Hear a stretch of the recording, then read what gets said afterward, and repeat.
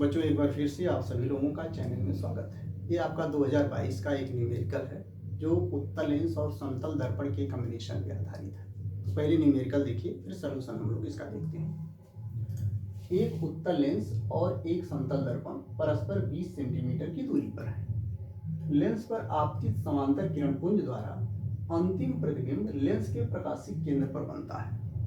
उपयुक्त किरण आरेख बनाकर लेंस की फोकस दूरी ज्ञात कीजिए। न्यूमेरिकल ये है कि ये मान लीजिए कि उत्तल लेंस है और इससे 20 सेंटीमीटर पर ये समतल दर्पण है, प्लेन मिरर है।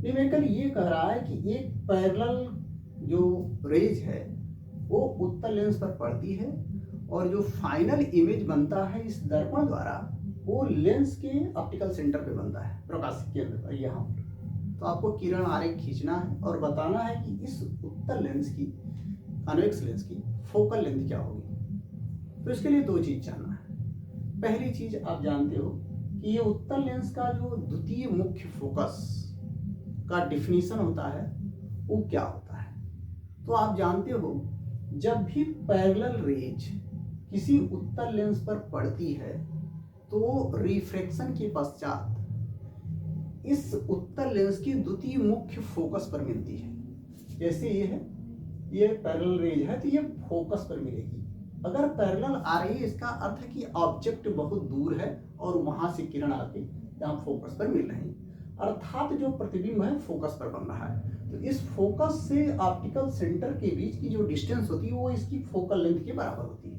तो यही हमें मालूम करना है। अब दूसरी चीज समतल दर्पण के विषय में जानते हैं हम लोग। समतल दर्पण द्वारा किसी वस्तु का प्रतिबिंब दर्पण के पीछे उतनी ही दूरी पर बनता है जितनी दूरी पर वस्तु दर्पण के सामने रखी होती है। अर्थात अगर आपने दर्पण के सामने यक्स डिस्टेंस पर कोई ऑब्जेक्ट ओ रखा तो दर्पण के पीछे यक्स डिस्टेंस पर ही इमेज बनती है। अब यहाँ पर जो आपका न्यूमेरिकल दिया उसमें क्लियर है कि इमेज कहाँ बन रही है। इन दर्पण और लेंस के बीच की दूरी 20 सेंटीमीटर है और ये दर्पण इसकी इमेज यहीं पर बना रहा है। कहां पर? ऑप्टिकल सेंटर पर। अर्थात इस दर्पण से इमेज की जो डिस्टेंस है वो 20 सेंटीमीटर है। इसका अर्थ हुआ कि ऑब्जेक्ट जो होगी दर्पण से कितनी सेंटीमीटर पर होगी? 20 सेंटीमीटर पर होगी।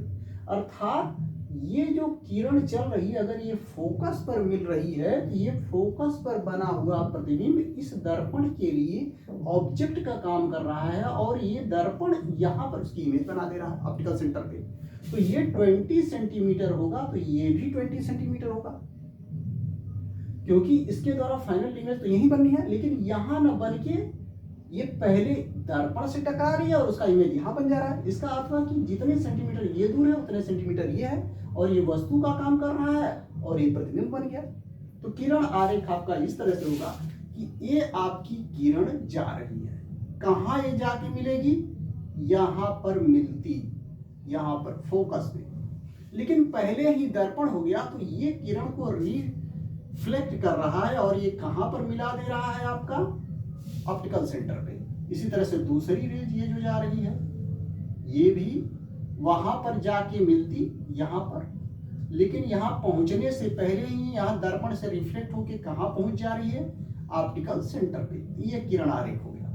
किरण आरेख बनाते समय ये ध्यान दीजिए कि ये जब ये आपतित किरण है और ये परावर्तित है, इनके बीच जो कोण होता है ये लंब ड्रा करेंगे इस पर, तो ये आपतन कोण होगा, ये परावर्तन कोण बराबर दिखना चाहिए। इस तरह से आपको बनाना है, लंब ये ड्रा करना है। तो ये आपका आपतित किरण हो गई दर्पण के लिए और ये परावर्तित किरण होगी ये ऑप्टिकल सेंटर पे मिली। तो आप कहोगे प्रतिबिंब की दूरी 20 सेंटीमीटर, यक्स का मान 20 सेंटीमीटर। वस्तु की दूरी, ये अगर हमने कहा कि ये y है तो y की दूरी भी क्या होगी? 20 सेंटीमीटर। जो फोकल लेंथ होगी ये अगर ये दर्पण नहीं होता तो यहाँ पर मिलती, यहाँ पर, तो उत्तल लेंस की फोकल लेंथ हो जाएगी x plus y equal to 20 plus 20 equal to हो जाएगा 40 सेंटीमीटर। तो जो उत्तल लेंस की फोकल लेंथ होगी इसकी वो 40 सेंटीमीटर होगी। तो ये रहा।